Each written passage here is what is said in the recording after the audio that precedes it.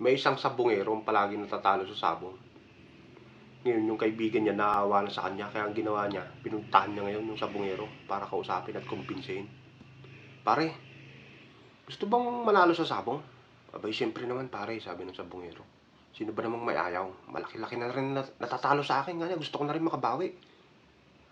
Kung ganun ka niya, sumama ka sa akin bukas na bukas din. Puntahan natin yung kakilala ko para makita mo yung manok. Malupit yun pare, kumbaga sa mga panabong kanya. Teacher ng mga panabong yun, yung manok na yun. Ganun na, kanya. Kahit magkano yan pare, kanya, babayaran ko yan.